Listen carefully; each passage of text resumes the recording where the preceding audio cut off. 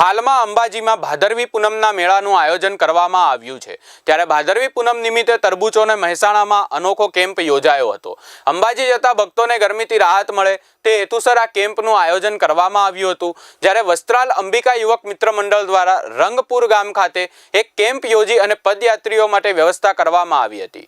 તે ઉપરાંત મહેસાણા વાલમ મિત્ર મંડળ દ્વારા અનોખી સેવા આપવામાં આવે છે, જેમાં તેઓ 18 વર્ષથી અંબાઘાટ પાસે પદયાત્રીઓની સેવા કરે છે અને પદયાત્રીના પગે માલિશ કરી આપે છે।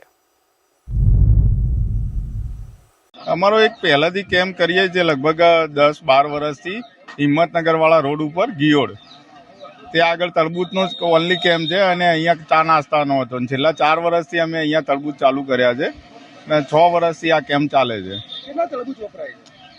લગભગ 16 ટન તરબૂચ વપરાય છે। અહીંયા તરબૂચને પાણીથી સાફ કરી પછી છોલી ટુકડા કરીને પછી વેચીએ છીએ।